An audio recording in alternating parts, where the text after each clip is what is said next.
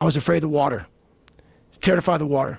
And I learned how to swim, but what gets everybody in this training, in all special ops training, is the water confidence, where they try to pretty much drown your ass. You know, all of our lives we've been breathing, and they take that from you, and they want to see how comfortable you are in the water. And there's only 1% African Americans in special operations.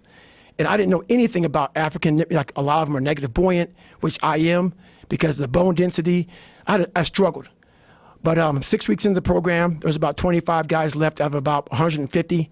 I was there, and I didn't go to sleep for 6 weeks of the program. And I wanted to quit so badly, but I quit everything in my life. And so here I am in this Air Force program, starting to get a little more confidence, but this water was kicking my ass. And 6 weeks into the program, the doctor gave me a blood test. And I have sickle cell trait, not the anemia, but it still killed people. But so they pulled me out of training for a week. And when you go from being very uncomfortable in that water situation, and then now you're comfortable, and I'm sitting back watching the guys drown, 'cause I'm not part of the activities anymore for this week. I didn't want to get back in that damn water again. So the fear overcame me, and all my insecurities from my dad, from this small town, from everything started coming back. And even though no one knew how fucked up I was, kind of created this other person who was tough, I live with this shit all the time. So me not wanting to go back in that water, the doctor called me back up. I thought I was going to get like a medical kick out of the military. So no quitting for me. The doctor said, no, man, we could put you back in the training. And I was like, fuck. But after a week, I'm like, you know what? There's a good chance, I could tough this shit out and go on.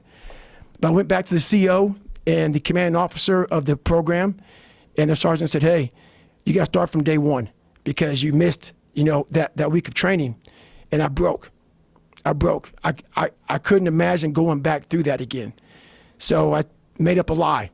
And I said, man, the sickle cell thing is really scaring me. It was the fucking water. It wasn't sickle cell. And I pretty much quit.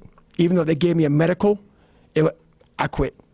So from the age of 19 to the age of 22, I went and did a job called TAC-P, where you control fast movers behind enemy lines. Cool job, but there's no water. I was afraid of the water, so I avoided it.